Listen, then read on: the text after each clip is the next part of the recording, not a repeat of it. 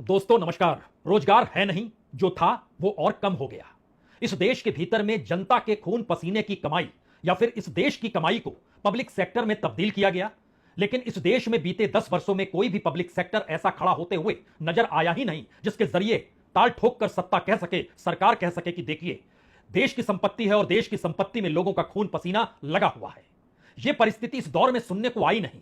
यह सुनने को जरूर आया कि कॉर्पोरेट का नेटवर्क किस रफ्तार से बढ़ता चले जाता है। यह भी सुनने को आया कि कॉर्पोरेट जिन जिन क्षेत्रों को संभालता है उन क्षेत्रों में लगातार महंगाई दर महंगाई बढ़ती चली जाती है। यानी उन कॉर्पोरेट से अगर जनता को दो दो हाथ करने पड़ जाएं किसी भी माल को लेकर, किसी भी प्रोडक्ट के जरिए या किसी भी सुविधा के जरिए, वो मोबाइल की सुविधा हो सकती है, वो कम्युनिकेशन की सुविधा हो सकती है, वह रोड ट्रांसपोर्ट की सुविधा हो सकती है, वो किसी भी क्षेत्र में, वो मेडिकल का क्षेत्र हो, एजुकेशन का क्षेत्र हो, लेकिन वहां पर लगातार कीमतें बढ़ती चली गई, फीस बढ़ती चली गई, जनता पर बोझ आते चला गया।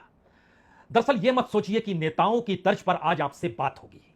आज आपसे उस कच्चे चिट्ठे को खोलकर जरा समझा जाएगा। इस देश में कंपनियां नहीं बिकती है, कंपनियों के शेयर जो सरकार के हिस्से में जो पब्लिक सेक्टर के होते हैं उन्हें बेचा जाता है। कभी 1%, कभी 2%, कभी 5%, कभी 10%, कभी 15%, और जब घाटे में होते होते परिस्थिति नाजुक होती चली जाती है तो जैसे एयर इंडिया को बेच दिया गया। कितना पैसा मिला? 2700 करोड़।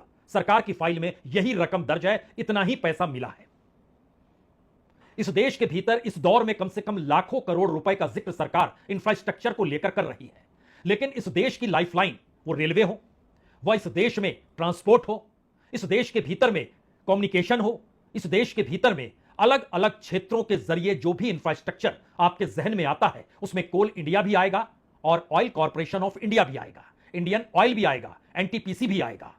लेकिन इन तमाम कंपनियों के शेयर दर शेयर जो बेचे जाते हैं, आप कहेंगे इसमें क्या दिक्कत है, शेयर बेचे सरकार की कमाई हो गई। मसला यह नहीं है, मसला है कि शेयर की कीमत भी हजारों करोड़ में ऊपर नीचे बेचते वक्त कैसे हो जाती है। किसी खास कंपनी को बेचा जाता है तो शेयर कम में बिक रहा है, किसी दूसरे को बेचा जाता है तो शेयर ज्यादा वसूल लिया गया। यह मैसेज है क्या?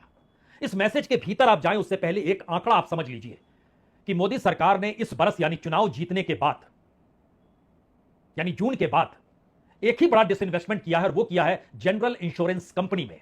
जनरल इंश्योरेंस कंपनी में 2345 करोड़ रुपए सरकार की कमाई हुई है। सरकार ने कितना परसेंट बेचा यह आपको बताया जाएगा।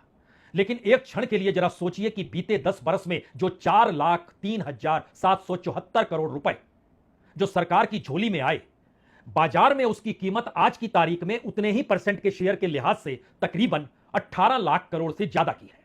यानी 4 लाख करोड़ के शेयर सरकार ने दसियों नहीं सैकड़ों कंपनियों के बेच डाले। उन कंपनियों का जिक्र हम जरूर करेंगे और आज की तारीख में बाजार में कीमत उसकी अगर 18 लाख करोड़ से ज्यादा की है तो आप कहेंगे सरकार को घाटा या कौड़ियों के मोल कॉर्पोरेट को बेचकर उसे लाभ पहुंचाने की कोशिश। आवाज उठाएगा कौन? मीडिया, अगर हम बार बार जिक्र करते हैं, अगर मीडिया इस देश में जरा सा भी सक्रिय होता और अपना काम कर रहा होता तो आज जो कच्चा चिट्ठा हम आपके सामने रखने जा रहे हैं यह सरकार 2019 में ही मुश्किल में आ जाती। इस सरकार को लेकर सवाल इस देश के भीतर अर्थव्यवस्था को लेकर दुनिया के मानचित्र पर वर्ल्ड बैंक और आईएमएफ तक करने लगते। जो कर्ज देते हैं वह भी करते, लेकिन कॉर्पोरेट के नेटवर्क के आश्रय इस देश की इकोनॉमी को बढ़ते हुए दिखाने की जो तासीर है, उस तासीर तले जो अंधेरा है, उस अंधेरे में ही आज रोशनी डाली जाए। रोशनी डालने से पहले एक जानकारी और बता देते हैं कि दरअसल फर्स्ट टर्म में यानी 2014 से 2019 के बीच में तकरीबन 2,55,253 करोड़ रुपए शेयर्स के जरिए बेचे गए। बहुत कम कंपनियां हैं जिसको फुल फ्लेजेड भेज दिया गया हो, ऐसा नहीं किया गया। जब सवाल रेलवे का उठा तो रेलवे में कुछ शेयर्स बेच दिए गए, कुछ आईपीओ ले आया गया। इसी के जरिए यह पूरा खेल इस देश में लगातार मथा जाता रहा है। 2015-16 में 23,996 करोड़, 2016-17 में 46,000 करोड़ से ज्यादा, 2018-19 में यह तकरीबन बढ़ते बढ़ते 1 लाख करोड़ पार कर गया 2017-18 में, और 2018-19 में यह 84,000 करोड़ रुपया पार कर गया। कुल मिला के 2,55,000 करोड़ रुपए वहां से पैसा आ गया। इस पैसे का कोई बजट के खाते में जिक्र हुआ या नहीं हुआ? यह सरकार के पास जो पैसा आ रहा था वो किस रूप में दिखला रही थी? यहां पर एक सवाल अपने जहन में रख लीजिए जिसका जवाब आखिर में आपसे लिया जाएगा। इस देश में मौजूदा वित्त मंत्री कौन है? निर्मला सीतारमण है।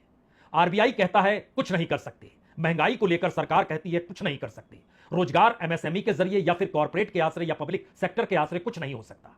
तो फिर फाइनेंस मिनिस्टर की जरूरत क्यों है? फाइनेंस मिनिस्टर की जरूरत इसलिए है क्योंकि बरस दर बरस अगर आप सेकंड टर्म में आते हैं तो तकरीबन 1,48,520 करोड़ का घालमेल आपको नजर आएगा। तो एक तस्वीर पहले देख लीजिए, यह सरकार की वेबसाइट पर है जो पहले टर्म की तस्वीर है। जिसमें तमाम कंपनियों के नाम है, बरस दर बरस नाम है कि हमने इस कंपनी के इतने शेयर बेचे, इसके बाद हमारे पास इतने शेयर बचे और उसमें जो लाभ हुआ ये रकम हुई। इस तरीके से सरकार ने व्यवस्था की हुई है। और सरकार की यह साइट जो है, आप भी देखना चाहे तो department of investment and public management जो फाइनेंस मिनिस्ट्री के तहत आता है, उसमें इस बात का जिक्र है कि डिसइन्वेस्टमेंट और लाभ दोनों क्या हो रहा था, कितने परसेंट कैसे बेचे जा रहे थे, पूरा कच्चा चिट्ठा 2014 से 2019 तक का पहले राउंड में।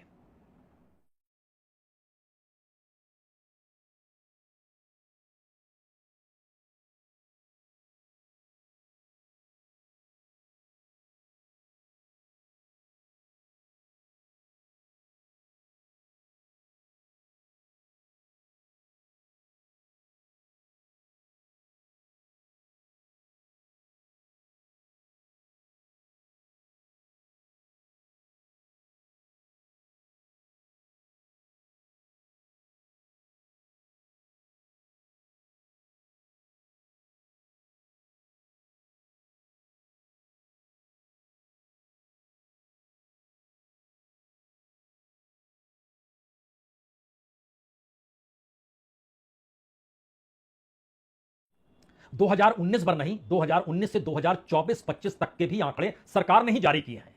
तो जो सोच रहे होंगे उन्हें कहां से ये जानकारी मिले, तो चले जाइए सरकार की साइट पे और परखना शुरू कर दीजिए। अब आप आइए एक एक क्षेत्र को लेकर, क्योंकि इसके भीतर जब आप घुसेंगे तो आपके लिए कई सवाल खड़े होंगे। मसलन जब इंफ्रास्ट्रक्चर का जोर है तो इंफ्रास्ट्रक्चर और इस देश